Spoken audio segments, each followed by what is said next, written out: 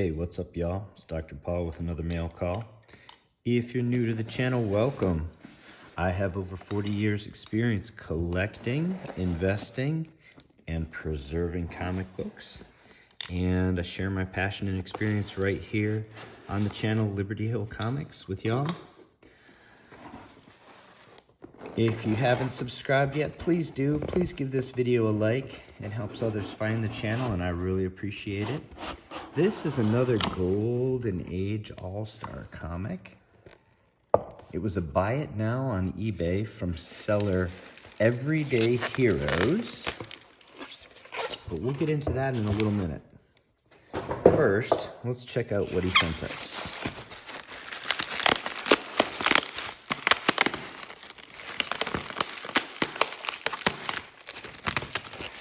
Professional packing here from a experienced eBayer.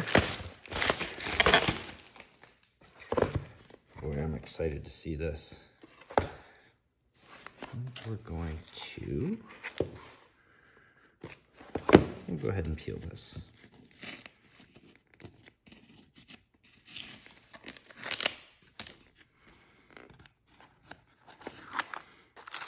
How have your collecting goals been going so far for 2023?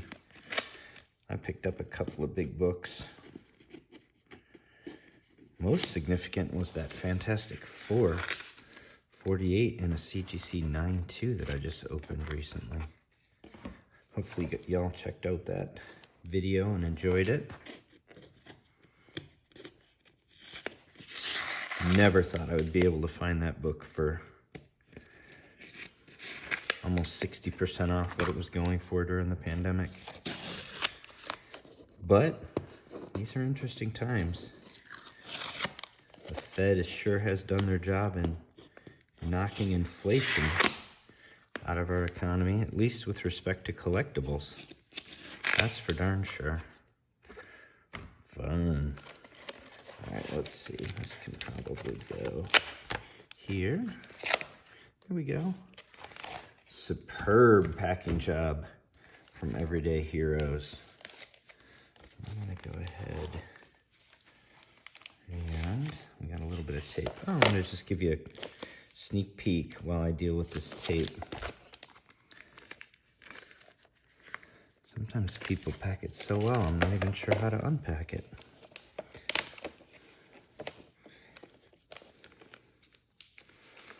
Wow, look at this book.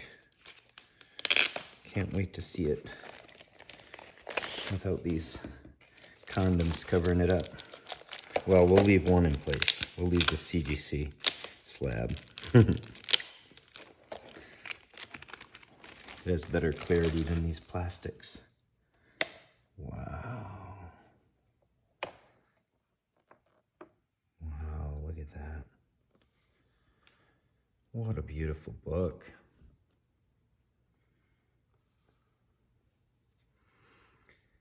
Well, as I like to say, what is it and why do we care? But it's just, I need a minute to look at this cover before we talk about it. This blue is so deep and beautiful. It presents really well for a 7.0. Look how deep that red is.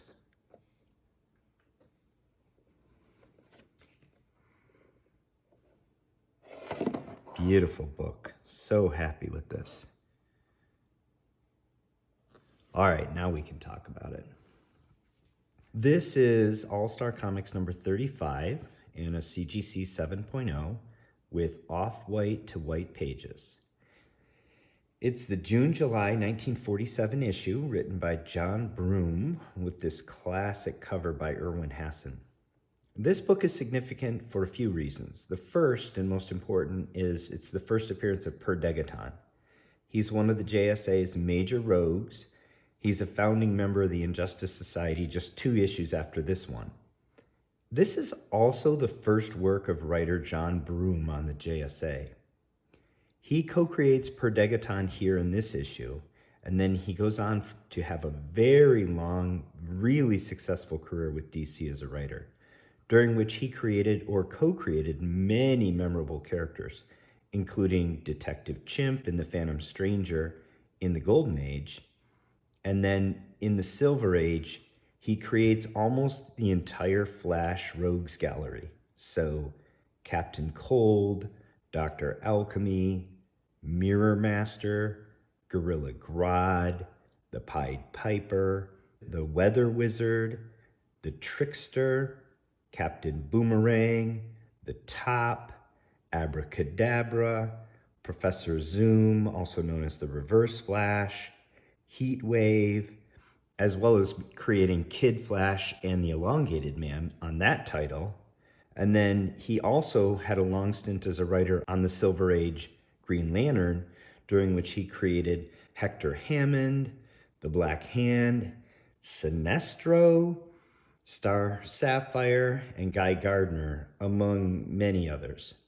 I consider Flash's Rogues Gallery to be tops. It's right up there with the best Rogues Galleries in all of comics, probably just behind Batman and Spider-Man. So despite John Broome not being a household name, I think it's actually very difficult to overstate the importance of John Broome as a creative force in comics, especially in DC, especially in Justice Society and Justice League. And this is his first Justice Society book, which makes this very cool to a JSA aficionado like myself. In case you don't know why so many of us are obsessed with the JSA, they were the first superhero team in all of comic books.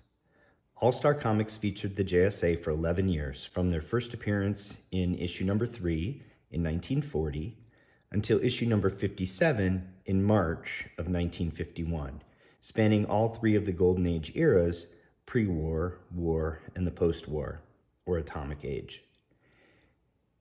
All-Star Comics has several big key issues in addition to the first appearance of the JSA, including the first female superheroine in all of comic books, Hawkgirl, in issue number 5, the first time Batman and Superman meet in issue number 7, and the first appearance of Wonder Woman in issue number 8, which is obviously the huge key these days with her success in the movies. It also includes first appearances of a lot of their villains, Brainwave, the Psycho Pirate, the Wizard, Per Degaton here in this issue, and the Injustice Society. All-Star Comics is one of the most important and influential of Golden Age comic book series for all these reasons. It's my personal favorite Golden Age title, and one of my life goals is to complete the Golden Age run in mid to high grade. There were 7 JSA team members in this issue: the Secretary Wonder Woman, Chairman Hawkman, Green Lantern, Johnny Thunder, the Atom, the Flash, and Dr. Midnight. Art on the introductory chapter was handled by Irwin Hasen. The team finds an artifact in their archives, a shield, that they don't recognize, and Wonder Woman places it in her magic sphere, which tells the history of any item. Through the magic sphere, the team learns of their first encounter with Per Degaton, a time travel caper, which, by the nature of time travel, they have all completely forgotten. The body of the tale was told through the view screen of the magic sphere. Lee Elias penciled the Flash's chapter, Paul Reinman the Adams chapter, Joe Kubert penciled the Hawkman chapter, and Frank Harry penciled the Dr. Midnight chapter. In addition to the introductory chapter, Irwin Hasen penciled the Green Lantern chapter and the conclusion chapter. The JSA learned from the magic sphere that Per Degaton, assistant to Professor Z, the world's foremost expert in time travel, shoots the professor, steals his time machine, and goes back in time to change the outcome of a historic battle that determined the ultimate fate of the world. This change, by way of a domino effect, results in all modern inventions disappearing from the modern world. Per Degaton preserves some modern weapons for himself, and with a band of 100 thugs he employs, conquers the world by way of their technological superiority.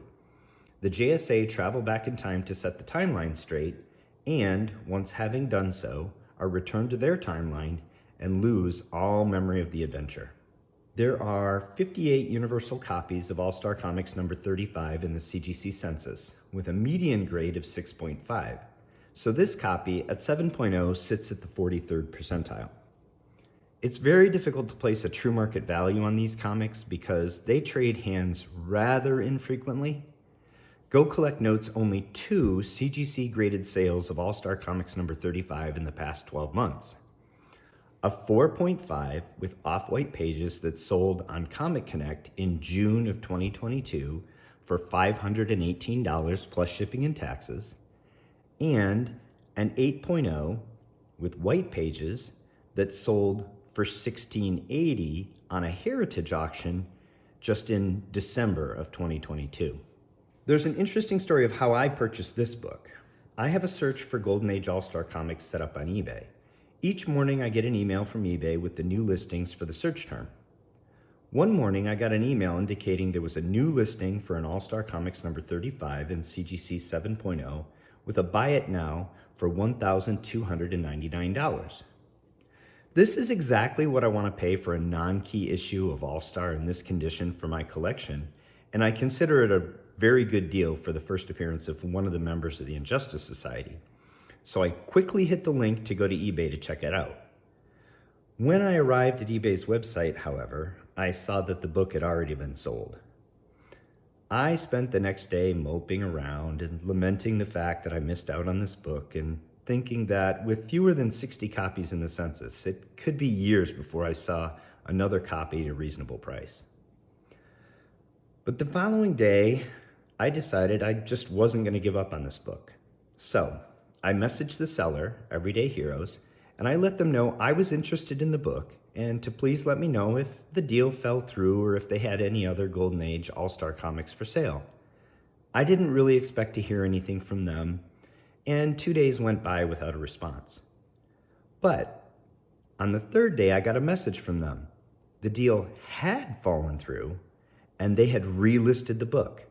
And furthermore, if I wanted it, they would knock $100 off for me.